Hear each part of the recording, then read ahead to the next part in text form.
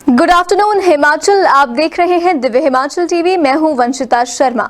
आज दोपहर हिमाचल में देखिए अब तक की बड़ी खबरें। नगरोटा बगवा में अतिक्रमण पर चला प्रशासन का डंडा, कार्रवाई से भड़के कारोबारी। कोटला बाजार में आपस में टकराई 3 गाड़ियां, कोई जानी नुकसान नहीं, मामले की जांच में जुटी पुलिस।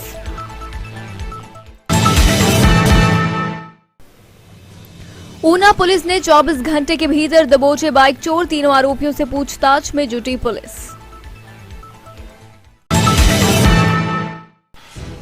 डीसी मंडी से मिले किसान, जिला में काऊ सेंचुरी बनाने के साथ अनाज क्रय केंद्र खोलने की मांग। हमीरपुर में लंपी वायरस से अब तक 5 गौओं की हुई मौत, अब तक 546 पशु आए महामारी की चपेट में। स्कूल को 3 साल बाद मिला टीचर, पर 15 दिन में ही हो गई बदली।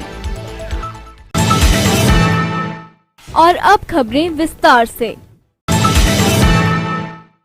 नगरोटा बगवा बाजार में शुक्रवार दोपहर को उस समय माहौल तनावपूर्ण हो गया जब प्रशासन की चेतावनी के बाद एनएच अथॉरिटी ने जेसीबी से अतिक्रमण हटाने की प्रक्रिया शुरू कर दी।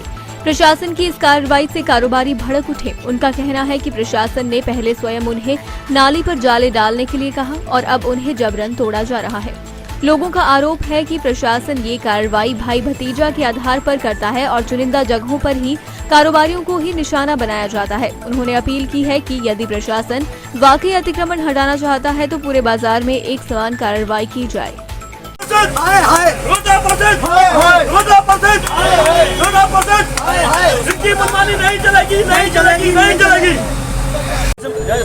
कल आए थे हमारे पास कि नाली के पीछे करना, हम नाली के पीछे उन्होंने कुछ ऐसा नहीं कहा, उन्होंने कुछ ऐसा कुछ नहीं कहा है कि बोर्डिंग है उनको कराने लगी दूसरे को हटाओ, ऐसा कुछ भी नहीं है।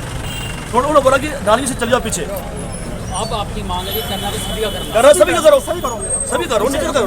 तो देखिए इन दुकानदारों की मांग है।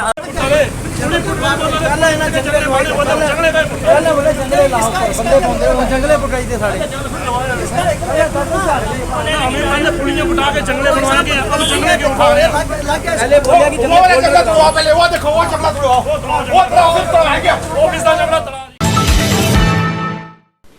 पठानकोट मंडी नेशनल हाईवे पर कोटला बाजार में मंदिर के समीप 3 वाहनों की आपस में जोरदार टक्कर हो गई। गनीमत रही कि कोई जानी नुकसान नहीं हुआ। बताया जा रहा है कि आर्मी का राशन लेकर कैंटर पठानकोट से लेह की तरफ जा रहा था कि कोटला बाजार में संकुचित मोड़ पर दूसरी तरफ से आ रही कार के साथ टकरा गया तथा कार साथ लगती दुकान की दीवार को तोड़ गई। अगर कार के एयरबैग न खुलते तो कोई बड़ा हादसा हो जाता। वहीं इसी बीच पीछे से आ रहे मोटरसाइकिल सवारों को इसका पता नहीं चला और मोटरसाइकिल भी कैंटर के पीछे टकरा गया तथा नाली में घुस गया। मोटरसाइकिल पर 2 सवार थे। बाद में कोटला पुलिस मौके पर पहुंची और वाहन चालकों को थाना ले गई। अभी पुलिस कार्रवाई में जुटी हुई है। ऊना जिला मुख्यालय पर स्थित डीसी कॉलोनी से दिन दिहाड़े बाइक चोरी की वारदात को अंजाम देने वाले तीनों आरोपियों को ऊना पुलिस ने 24 घंटे के भीतर पकड़ने में सफलता हासिल की है। बाइक चोरी के आरोप में दबोचे गए तीनों आरोपी जिला ऊना के ही रहने वाले हैं। गौरतलब है कि गुरुवार सुबह करीब 10 बजे इन तीनों आरोपियों ने डीसी कॉलोनी में खड़ी एक बाइक को ऑटो में लाद कर चोरी कर लिया था, जिसके बाद चोरों की ये सारी करतूत सीसीटीवी में कैद हो गई थी, जिससे पुलिस को भी आरोपियों को पकड़ने में काफी मदद मिली। पुलिस अब तीनों आरोपियों से पूछताछ करने में जुट गई है। पुलिस ये जानने का प्रयास कर रही है कि जिला में हुई अन्य बाइक चोरियों में भी कहीं इनका हाथ तो नहीं।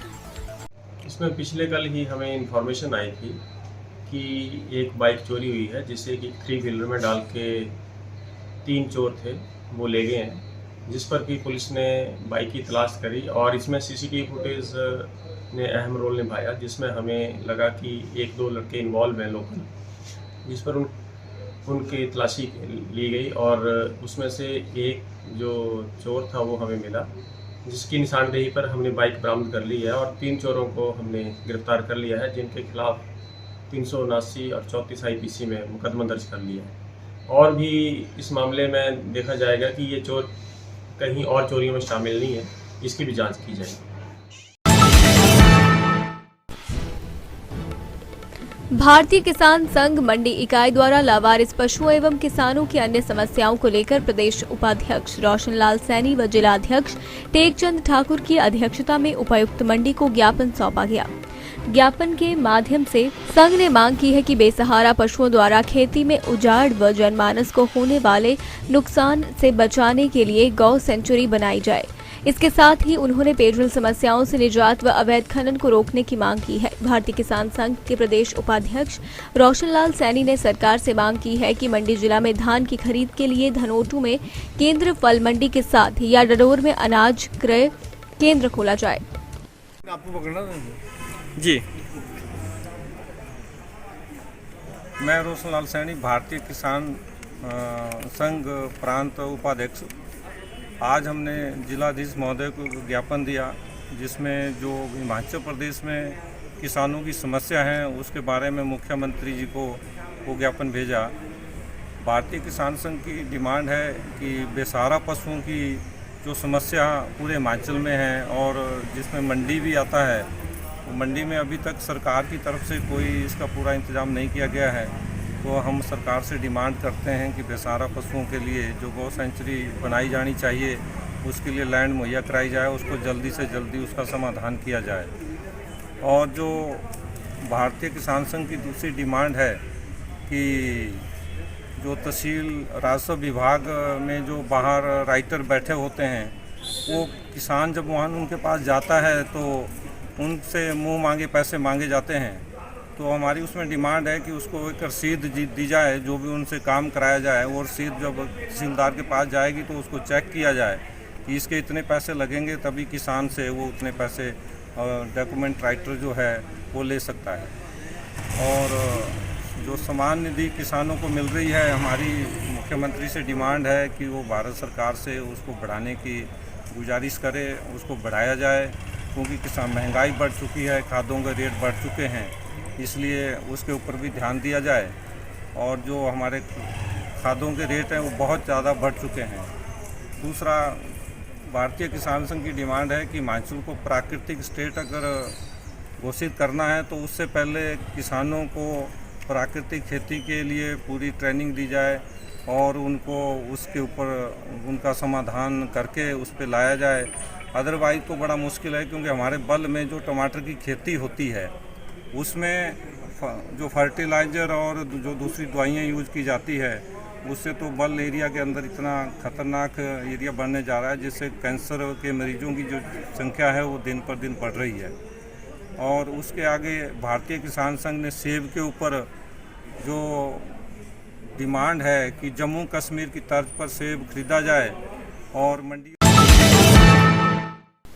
हमीरपुर जिला में लंपी बीमारी से अब तक जिला भर में 5 गायों की मौत हो चुकी है। जिला में 546 पशु अभी महामारी से ग्रसित हैं। हालांकि 48 पशु महामारी से अब तक ठीक हो चुके हैं। जिला भर के करीब 3000 पशुओं का टीकाकरण हो चुका है ताकि वे महामारी से बच सकें। पशुपालन विभाग की टीमें ब्लॉक स्तर पर पशुओं का टीकाकरण कर रही हैं ताकि लोगों के पालतू पशु समय रहते बचाए जा सकें।